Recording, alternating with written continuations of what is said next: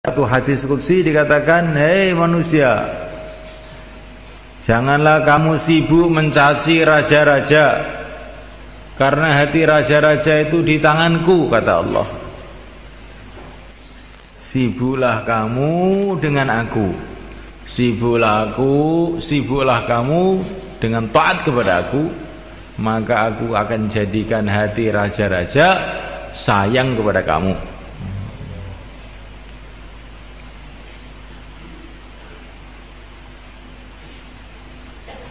Kadang-kadang kita punya pandangan, saya punya masalah dengan ayah saya. Bukan, kamu tidak punya masalah dengan ayah kamu. Masalah kamu pada hakikatnya dengan yang memegang hati ayahmu, yang mengendalikan kehidupan ayahmu, yang menyetir otaknya ayahmu, yang menciptakan ayahmu. Masalah kamu itu dengan Allah Subhanahu wa ta'ala. Kalau kamu baik dengan Allah, mudah saja bagi Allah untuk membuat baik ayah kamu. Saya itu punya masalah dengan ibu saya. Bukan, masalah kamu itu sebetulnya dengan yang menciptakan ibu kamu, dengan Allah Subhanahu wa ta'ala. Saya itu mau punya masalah dengan timur, barat, kanan, kiri, depan, belakang, atas, bawah. Tidak.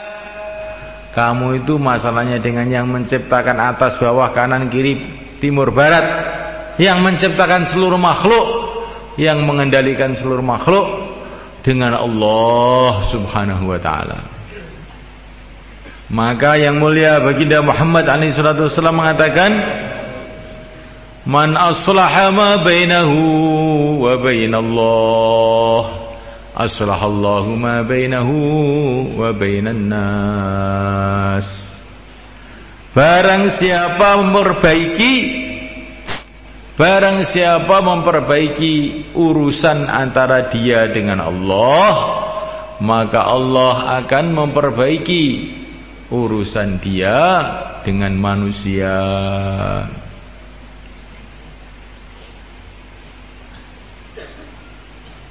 Nah, mulai kan Allah, ada seorang ulama datang ke pasar kuda. Dia melihat kuda besar, dijual murah. Heran beliau ini kuda besar bagus kok, harganya murah. Betul ini harganya sekian? Betul. Kok murah sekali? Iya, ini kuda ini bagus sebetulnya, tapi nakal Pak Kiai.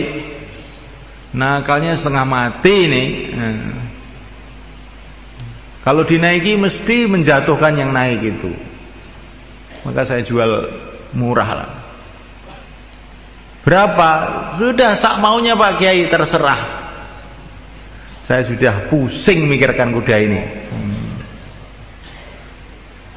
Betul itu? Iya. Sudah saya beli. Kemudian setelah dibeli oleh Pak Kiai ini, kudanya dibisiki, "Hei kuda, kamu jangan nakal ya. Saya ini sudah tobat kepada Allah. Saya dulu juga nakal seperti kamu, tapi sekarang saya sudah tobat betul sama Allah. Saya enggak berani berbuat maksiat. Maka kamu sekarang milik saya, jangan nakal ya." Diam aja kudanya.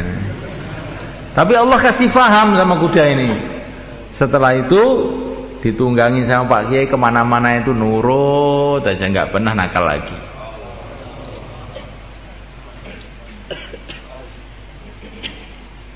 Istri saya itu nakal, nentang terus. Jangan bilang begitu. Mungkin kamu yang nakal, tidak taat kepada Allah, akhirnya istrimu nentang kamu. Itu hukuman dari Allah untuk kamu. Istighfar aja daripada nyaci istrinya. Cari istri itu sulit. Istighfar, tobat aja. Kalau Allah ingin merubah hati istri kamu, mudah saja. Orang kampung saya ini sulit. Hatinya keras-keras, kayak keturunan Abu Jahal. Jangan bilang begitu, keturunan Abu Jahal itu jadi wali-wali. Sekarang tobat saja kepada Allah. Kita perbaiki hubungan kita dengan Allah dengan sebaik-baiknya. Maka Allah akan memperbaiki hubungan kita dengan keluarga kita, dengan tetangga kita, dengan seluruh manusia.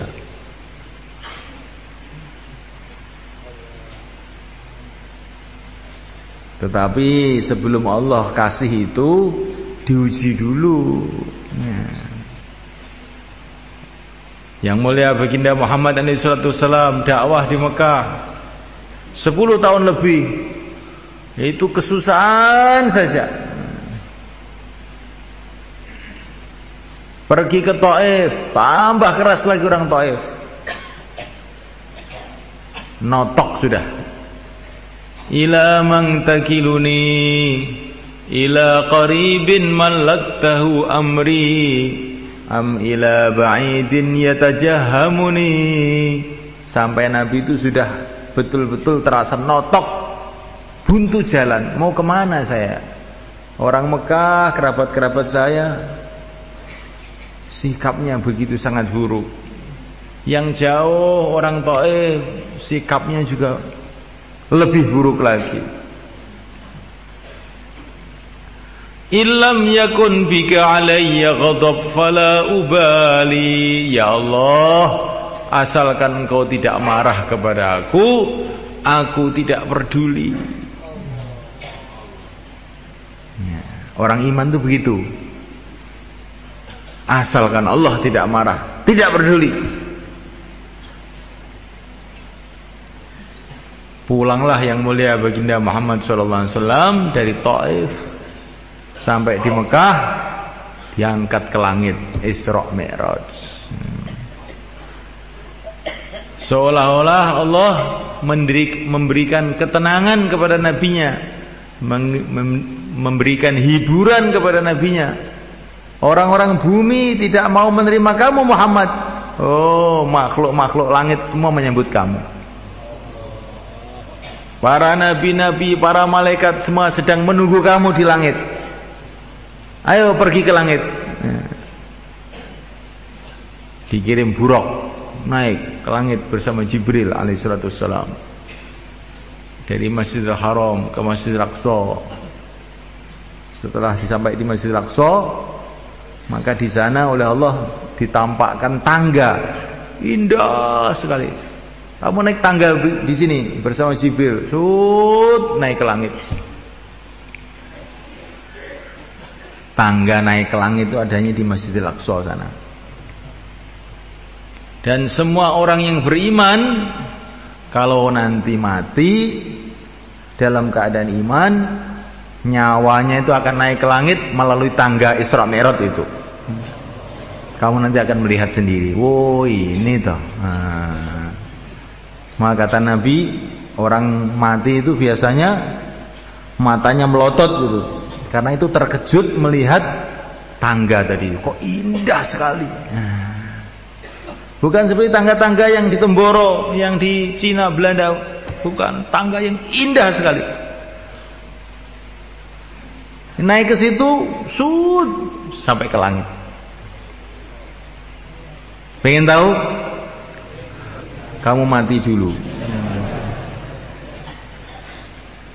Nanti kamu lihat itu. Tapi syaratnya mati dalam iman.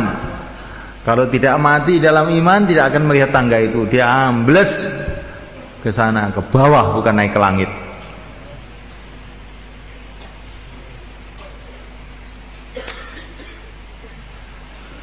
Jadi semulaikan Allah Ta'ala,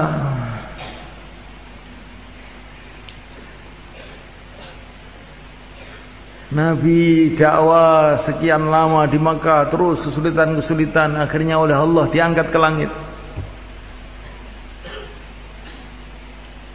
Naik ke langit pertama, kedua, naik lagi sampai langit ke-7. Berjumpa langsung dengan Allah Subhanahu wa taala. Tapi di sini ini perlu kamu perhatikan, bukan berarti Allah di langit loh, bukan. Allah tidak bertempat. Allah sudah ada sebelum ada langit, sebelum ada bumi. Allah sudah ada sebelum ada tempat. Allah tidak bertempat. Allah tidak bisa dibayangkan oleh otak manusia. Cuman Allah Subhanahu wa taala memilihkan tempat yang istimewa untuk baginda Nabi alaihi salatu wasalam untuk pertemuan yang agung ini, pertemuan dengan Allah langsung. Kapan pertemuan itu? Setelah di Mekah dimusuhi, di Taif dilempari batu. Semua memusuhi Nabi, menyusahkan Nabi. Yang di rumah yang agak menenangkan Nabi itu istrinya, yaitu Khadijah radhiyallahu taala anha, wafat juga. Di rumah sudah enggak ada yang menenangkan lagi. Di luar semua orang memusuhi. Luar kota tambah lagi memusuhi. Tapi illam yakun bika alayya ghadab fala ubali. Ya Allah, asalkan engkau tidak marah, aku tidak peduli. Ini sifatnya orang beriman, kan? Laitama baini wa bainaka amiru wa baini wa bainal alamina kharabu. Idza sahha minkal wuddu fal kullu hayyinu wa kullu ma fawqa turabi turabu. Alangkah senangnya kalau hubungan antara aku dan engkau ya Allah baik, walaupun hubunganku dengan seluruh manusia rusak semua. Asalkan engkau tidak marah kepada aku, perkara semua ini kecil. Karena semua yang di atas tanah akhirnya jadi tanah juga. Ini syairnya orang yang mabuk cinta. Mabuk cinta dengan Allah Subhanahu wa taala. Ya orang iman terus begitu itu. Jangan cengeng. Wah, gimana ini? Gimana? Hamba Allah gimana. Asalkan Allah baik dengan kamu, semua masalah akan jadi baik. Kalau kamu sudah tidak baik dengan Allah, jangan berharap ada perkara jadi baik. Itu orang itu maksiat terus, tapi orang-orang baik sama dia. Oh, sebentar lagi seluruh makhluk akan menyusahkan dia kalau dia maksiat terus. Al-akhillau yauma idzin ba'dhum li ba'dhin adu illal muttaqin. Orang yang berkasih sayang nanti di akhirat akan bermusuhan satu sama lain kecuali orang-orang yang takwa. Kalau orang itu takwa, itu akan jadi teman selama-lamanya. Tapi kalau tidak takwa, kekasih-kekasih kamu satu saat akan jadi musuh kamu. Maka ada seorang ulama zaman tabi'in, namanya Abu Abdurrahman Al-Qis. Dia ini begitu rajin ibadah, sehingga disebut Al-Qis, pendeta di Madinah. Orangnya Masya Allah. Nah, orang itu kalau ibadah terus itu wajahnya itu jadi percahaya, sehingga ada perempuan itu yang ngintai dia terus, ngintai. Dan perempuannya ini lama-lama itu nyegat beliau ketika beliau pulang dari masjid. Tapi beliau menundukkan pandangan, nggak mau lihat. Maka perempuan itu bilang, apakah kamu tidak cinta sama saya? Oh, sangat cinta, katanya ulama itu. Kenapa kamu tidak melihat kepada saya? Saya tidak mau maksiat, karena kalau maksiat nanti kamu jadi musuh saya di akhirat selama-lamanya. Kamu ingin jadi musuh saya? Ya tidak, kamu ingin jadi kekasih saya toh? Jangan maksiat kalau begitu. jalan terus. Akhirnya beliau berpikir, wah ini di Madinah sebetulnya, tapi bahaya ini saya ini. Langsung beliau keluar, pokoknya saya tidak akan pulang sebelum mati. Makanya beliau keluar jihad sampai mati. Itu ulama-ulama dulu tuh begitu. Kalau sudah di rumah kelihatannya dunia mulai datang, godaan-godaan datang, keluar. Hidup sekali aja kok maksiat, dah rugi selama-lamanya. Insyaallah semuanya kan? Ini kita tanamkan dalam hati.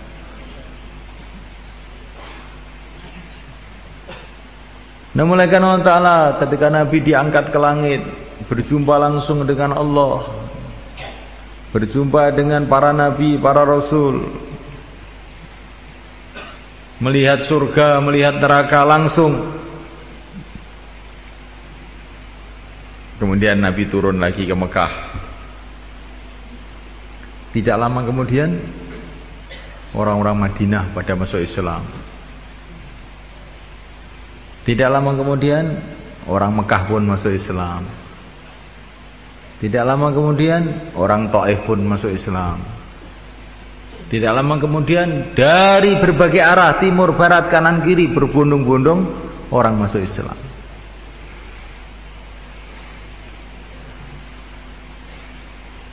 Jadi dakwah itu begitu semua kan. Dakwah,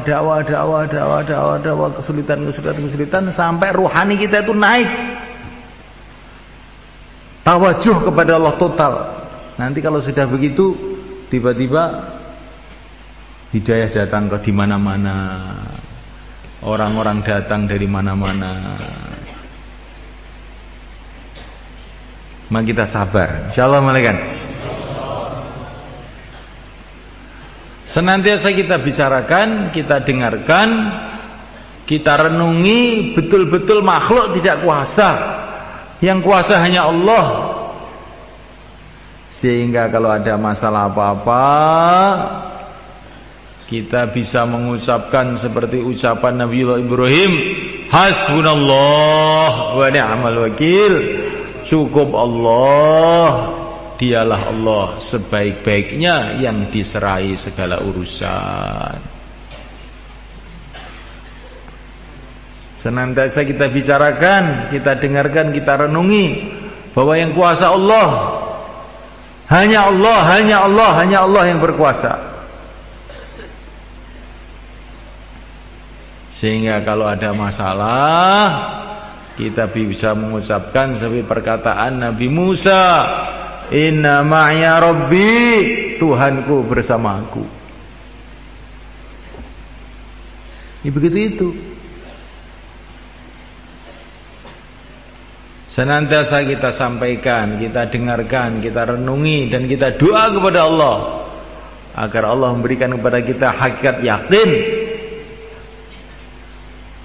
Sehingga kalau ada masalah apa-apa, kita bisa mengucapkan yang diucapkan oleh yang mulia baginda Muhammad sallallahu alaihi wasallam, iyyaka na'budu wa iyyaka nasta'in. Ketika di Uhud, orang kafir datang di depan, belakang, kanan, kiri. Rasulullah mengatakan, Allahumma iyyaka na'budu wa iyyaka nasta'in. Hanya Engkau yang aku sembah, hanya Engkau yang aku mintai tolong. Langsung orang kafir itu di depan, belakang, kanan, kiri terlempar semua. Jadi ini bukan hanya pengajian. Pengajiannya kita sudah ngerti. Iyyaka na'budu wa iyyaka nasta'in. Hanya Engkau yang aku sembah ya Allah, hanya Engkau yang kami mintai tolong. Kemudian kita praktekkan dalam kehidupan kita. Kita latihan. Ngadepi masalah apa saja, Allahumma iyyaka na'budu wa iyyaka nasta'in. Masalah keluarga, masalah ekonomi, masalah apa saja, masalah dakwah. Iyyaka na'budu wa iyyaka nasta'in.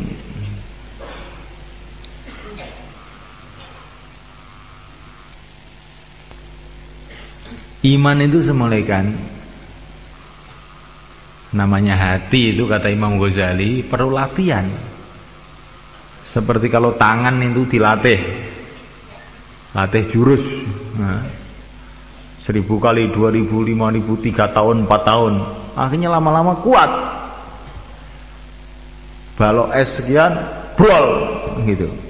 Karena sudah dilatih berhari-hari, berbulan-bulan, bertahun-tahun. Otak juga begitu, perlu dilatih. Itu lihat anak-anak di pondok itu, anak-anak kecil sudah pada ngapal Quran. Umur 10 tahun sudah khatam Quran di luar kepala kayak Fatihah. Ya. Karena apa? Dia latihan, lama-lama jadi mudah ngapalkan itu.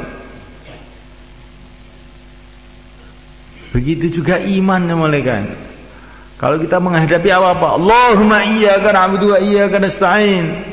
Hasbunallah wa ni'mal wakil. Setiap menghadapi masalah, hasbunallah wa ni'mal wakil. La haula wala quwata illa billah.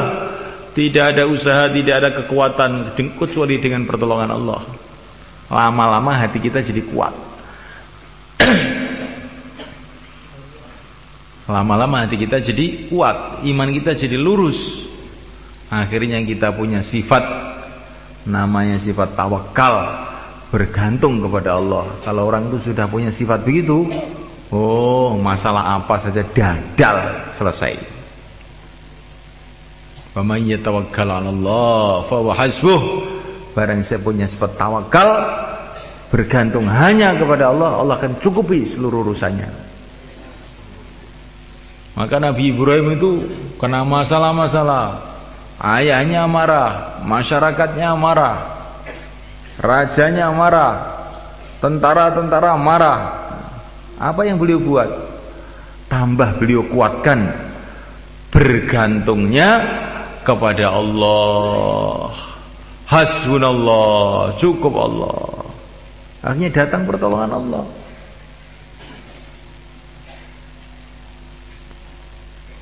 Barang-barang kejadian biasa dirubah oleh Allah di depan orang ahli tawakal ini. Api yang panas berubah jadi sejuk dan menyelamatkan. Bukan hanya sejuk saja, sejuk dan menyelamatkan. Ya narukuni bardaw wa salaman ala Ibrahim. Ketika Nabi Ibrahim dilemparkan dalam api, Allah berfirman, "Hai api, jadilah kamu sejuk dan keselamatan buat Ibrahim." Kata para ulama, seumpama Allah berfirman, "Jadilah api kamu sejuk," maka Nabi Ibrahim akan mati membeku di situ semua, kademen nanti dia. Tapi Allah berfirman, "Bardan wa salaman ala Ibrahim," sejuk dan keselamatan. Sehingga Nabi Ibrahim itu di dalam api itu senang, ayem tenang. Sehingga anaknya Raja Namrud ini perempuan, dia naik ke bangunan atas, lihat Nabi Ibrahim itu di dalam api kok kelihatannya enak, seneng gitu. Loh, alangkah baiknya itu Tuhannya Ibrahim, katanya anaknya Namrud itu. Dalam api Ibrahim bisa seneng-seneng ini. Langsung dia terjun ke dekat Nabi Ibrahim itu. "Saya beriman dengan Tuhannya Ibrahim." Lem, dia ikut sejuk juga di situ. Masya Allah, ini perempuan baru masuk Islam, tapi yakinnya kuat, langsung datang pertolongan Allah. Karpun lama ngantuan, apalagi kok suruh terjun dalam api, terjun 4 bulan aja nggak berani. 4 bulan mati aku nih 4 bulan ini. Imane orang munggah-munggah, ora wani.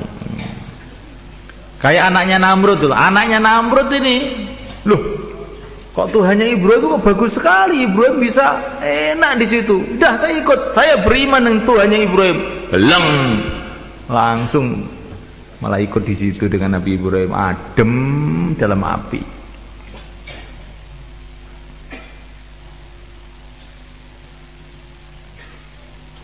Bismillahirrahmanirrahim ta'ala.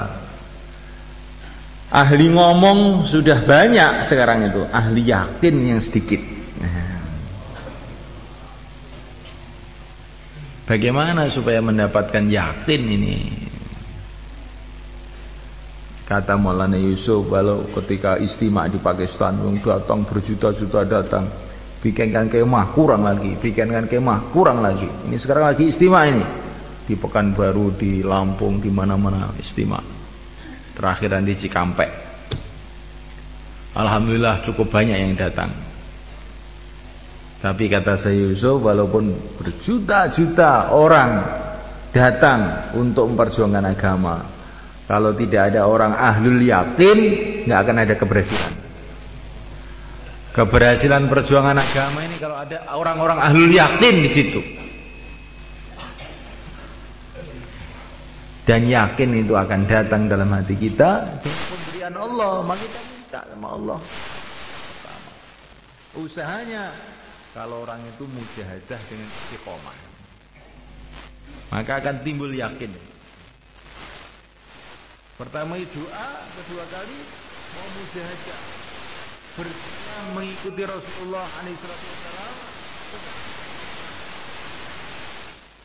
Pahit, manis, ada teman, nggak ada teman, lagi semangat, lagi loyo, terus lama-lama hati itu akan jadi kokoh sehingga timbul sifat yakin dalam hati. Kalau timbul sifat yakin, oh amalan kita ini sedikit gitu saja, nilainya sangat tinggi di sisi Allah.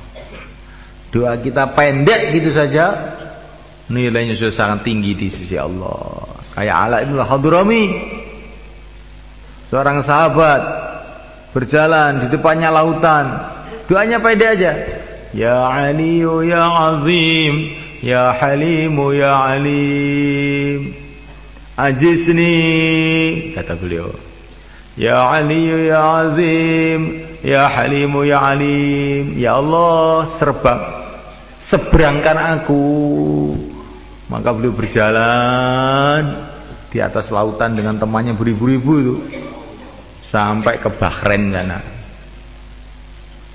Dari Jazirah Arab ke Bahrain. Sekarang oleh Raja Saudi dibikin jembatan kayak Suramadu begitu. Ketinggalan itu. Ketinggalan Raja Saudi ketinggalan. Ya. Ala ibn al-Hadrami 1400 tahun yang lalu nggak usah pakai jembatan. Ya Aliyu ya Azim, ya Halimu ya Alim, ajisni. Ya Allah, ya Ali ya Azim, ya Halimu ya Alim, seberangkan aku, nyebrang.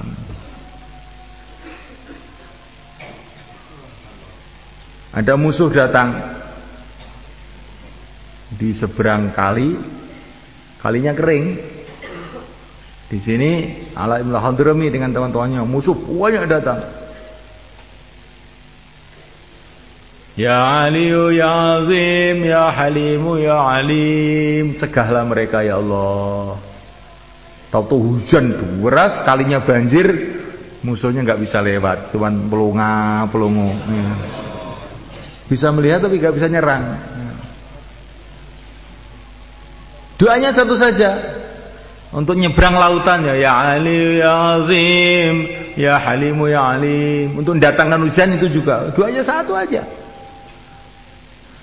Karena beliau bukan hanya doa, sudah kenal dengan Allah. Ketika sudah kenal dengan Allah itu ya ngono kuwi dadine. Nah, supaya kenal itu bagaimana caranya?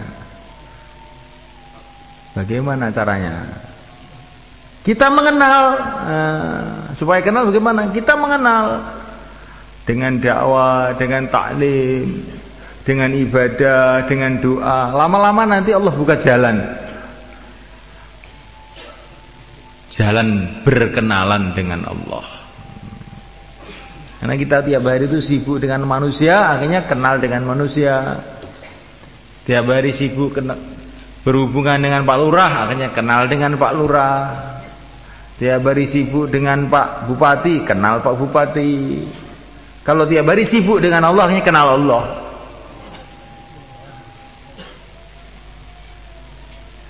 Sibukkan diri kita dengan Allah.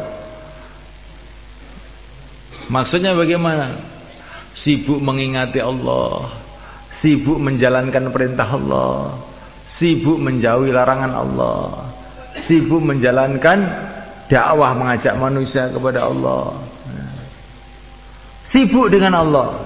Barang siapa sibuk dengan Allah, Allah akan jadikan manusia-manusia sibuk berkhidmat sama dia. Sejauh mana kita sibuk dengan Allah, maka nanti manusia-manusia itu tahu-tahu Allah gerakkan untuk membantu kita. Itu sunnatullah. Tapi diuji dulu, tenanan lagi. Ngaku-ngaku khidmat ning agama ning Gusti Allah apa ya tenanan nih. Karo Allah diuji. Diuji kok cek menteles sae. Oh, tenanan nih. Padahal Allah wis ngerti jane. Tenanan utawa mboten tenanan niku nggih mboten usah diuji, Gusti Allah nggih mun ngerti. Ya. Tapi panjenengan sunatullah niku nek Allah niku badhe maringi diuji. Bukan karena Allah ingin tahu, Allah sudah tahu semuanya.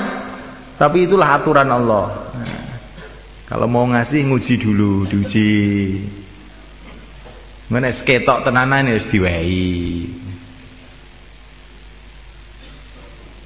Insyaallah malaikat. Insyaallah.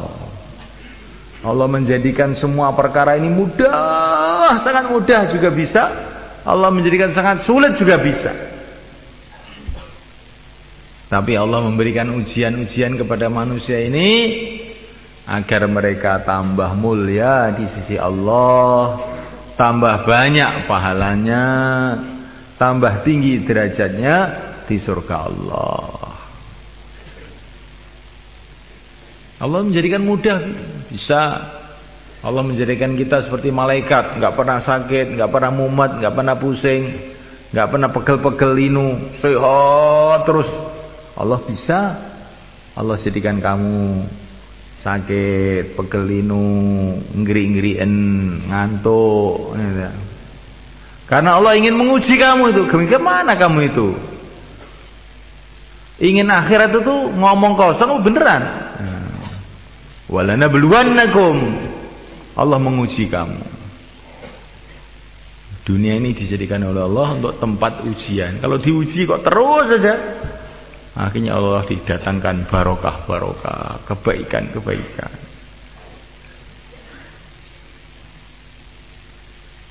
Baca Al-Quran, sejarahnya para nabi, sejarahnya para sahabat, sejarahnya para wali-wali Allah, semuanya begitu.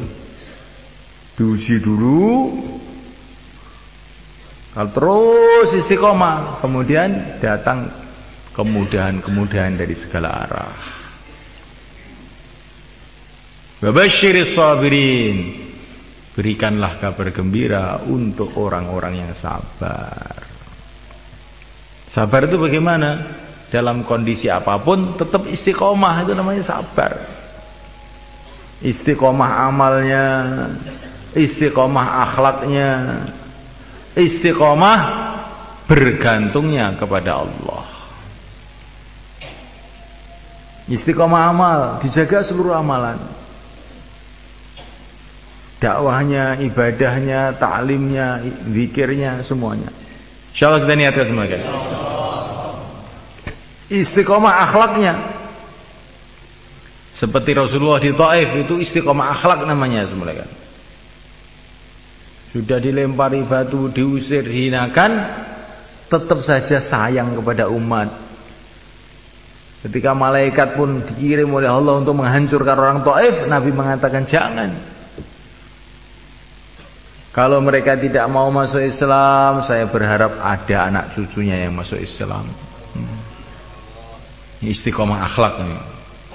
Kalau orang berbuat baik sama kita, kita berbuat baik sama dia, itu namanya balas budi, biasa itu. Kalau orang dibaiki kok malah berbuat jelek, itu orang gila. Ya, orang-orang berbuat baik, kita ganti juga berbuat baik, itu sudah biasa. Itu memang manusia normal begitu. Tapi namanya akhlak yang mulia, akhlaknya Rasulullah tidak begitu itu. Orang-orang berbuat jahat, tapi beliau membalas dengan berbuat baik. Abu Jahal dengan teman-temannya musyawarah untuk membunuh beliau. Beliau musyawarah bagaimana Abu Jahal itu masuk Islam, masuk surga. Nah, ini akhlak namanya. Ini namanya akhlak. Walaupun bayan yang dengarkan ngantuk, tetap istiqomah bayan terus. Nah, ini belajaran akhlak tentunya. Akhlak yang baik. Kalau akhlak yang buruk, walaupun dibangunkan tetap tidur terus. Ya. Saya istiqomah tidur Pak saya. Ya nanti kalau oleh Allah dijadikan kamu nggak bisa bangun, itu mau kamu? Gimana nanti kalau begitu? Ada orang datang kepada Rasulullah, dikasih makan, tapi orang ini makan dengan tangan kiri. Kebiasaannya begitu, makan dengan tangan kiri. Maka ditegur sama Rasulullah, makan dengan tangan kanan, jangan tangan kiri. Tapi dia ini dasar orang sombong mulai kan. Nah, itu nggak bisa makan tangan kanan itu, bisanya ya kiri begini ini. Loh, ditegur kok malah sombong. Wastata'ta, semoga kamu nggak bisa ngangkat tangan kanan kamu. Langsung sengkleh, ya. Stroke total tangan kanannya, nggak bisa makan dengan tangan kanan. Gara-gara disabdo sama Rasulullah itu. Untuk peringatan sama orang. Orang itu kalau diingatkan jangan terus malah nggak mau. Kayak memang saya itu nggak bisa, bisanya begini loh. Nanti kalau nggak bisa betul loh. Saya itu nggak bisa bangun itu, bisanya ya tidur terus begini loh. Nanti kalau nggak bisa bangun betul loh. Jangan nyalahkan saya loh nanti. Ayo angkat kepalanya yang tidur. Nanti kalau kepalanya kecekluk, nggak bisa bangkit, gimana nanti? Nah. Jadi semuanya Allah Ta'ala, orang itu kalau dikasih arahan agama itu cepet-cepet ngikut gitu. Sami'na wa ta'ana. Oh iya. Nah, saya siap. Nah begitu. Insyaallah mulai kan? Apalagi kalau nanti kita filmpat. Jangan kita banyak alasan. Loh nanti kalau jadi orang alasan loh kamu. Jangan banyak alasan. Nanti kalau jadi orang alasan bagaimana kamu? Ikut genderuwo sana, orang hutan. Jangan banyak alasan. Bismillah. Insyaallah mulai kan? Kesuksesan manusia ini kalau dia taat. Orang itu kalau taat, Masya Allah, kayak Nabi Ibrahim. Beliau tinggal di subur di Irak sana. Tiba-tiba diperintah oleh Allah untuk pindah ke Makkah dengan anaknya yang masih bayi, kering kerontang, nggak ada orang, nggak ada air. Beliau taat saja. Bismillah, berangkat. Tiba-tiba yang tidak ada air jadi keluar air, namanya air Zam-Zam. Yang tadinya tidak ada orang jadi ramai, seluruh dunia datang ke sana. Barokahnya taat. Nah, di orang itu belajar taat gitu loh. Enggak, setan sekarang pintar belajar agama, diadakan diskusi, simposium. Nah, munadharah. Kata Imam Ghazali, ini bukan menimbulkan sifat taat, menimbulkan sifat cerengkel. Nah. Ngomong aja tapi tidak amal. Kalau Allah SWT membenci satu kelompok manusia, maka Allah akan kasih ilham dia ngomong, banyak ngomong. Kritik sana, kritik sini, tonjok sana, tonjok sini. Tapi nggak mau amal apa-apa. Tetapi kalau Allah menghendaki kebaikan untuk satu kaum, Allah kasih ilham amal. Semoga termasuk kita. Insyaallah malaikat. Jadi malaikat Allah Ta'ala, Isra Mi'raj ini pelajaran buat kita. Nabi tinggalkan Mekah untuk menghadap kepada Allah itu bagaimana caranya? Isra Mi'raj itu tinggalkan Mekah ke Masjidil Aqsa, tinggalkan Masjidil Aqsa, naik ke langit pertama, tinggalkan langit pertama, naik kedua, ketiga, keempat, kelima, keenam, ketujuh, tinggalkan itu semua, baru bisa menghadap pada Allah. Jadi untuk orang itu hatinya bisa tawajuh menghadap pada Allah, syaratnya harus meninggalkan makhluk-makhluk ini dulu. Tinggalkan rumah, tinggalkan urusan-urusan. Hanya sekarang tawajuh pada Allah. Insya Allah nanti hatinya jadi baik. Insya Allah malaikat.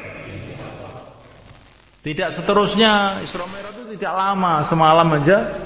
Nah itu turun lagi. Begitu juga kalau kita ini, itu Nabi tapi